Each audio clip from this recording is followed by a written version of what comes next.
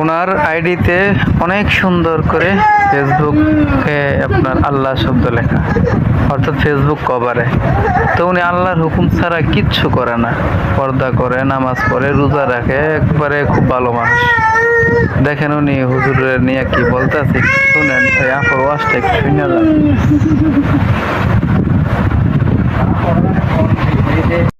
রফিকুল ইসলাম মাদানী বলেছে, আমাকে জীবনে সবচেয়ে কঠিন সিদ্ধান্ত নিতে বাধ্য করেছে দ্বিতীয় বিয়ে। এই সমাজে কত মানুষ আছে যারা বিবাহিত হয়েও হারাম সম্পর্কে জড়িয়ে পড়ে, গোপনে গুনাহ করে। আমি সেই পথে একজন হতে চাইনি, তাই আমি নিজেকে কোনো হোটেলে, পার্ক অথবা অন্ধকারে কোনো পথে খুঁজতে যাইনি অথবা খুঁজে পাইনি।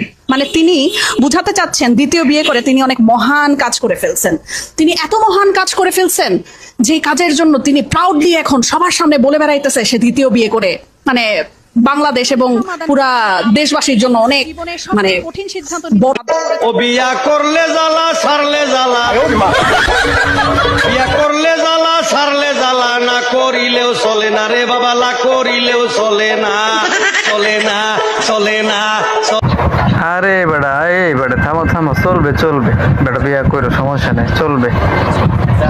বড় একটা চিহ্ন রেখে গেছে।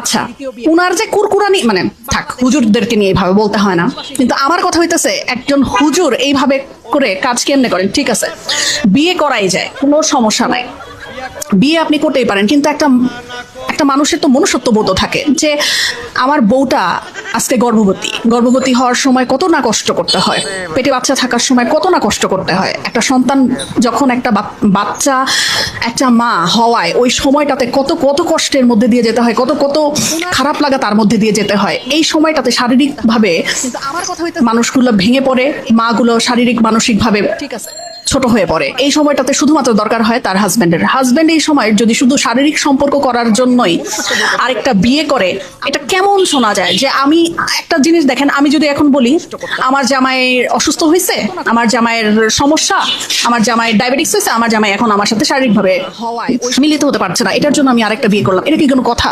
এটা কি কোনো কথা? একটা মেয়ে মানুষ যখন এইসব কথা বলবে তখন তো জুতা দিয়ে পিটাবে পুরো বাংলাদেশের মানুষ, পুরো পৃথিবীর মানুষ।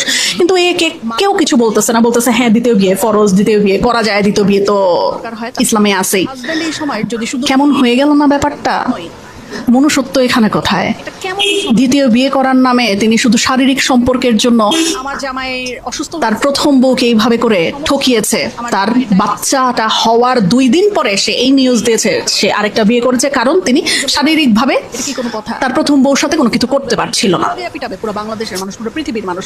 কিন্তু জানি না আসলে এরা কি ভেবে কি করে আর কি না ভেবে কি করে না, এদের মাথায় আসলে কি চলে?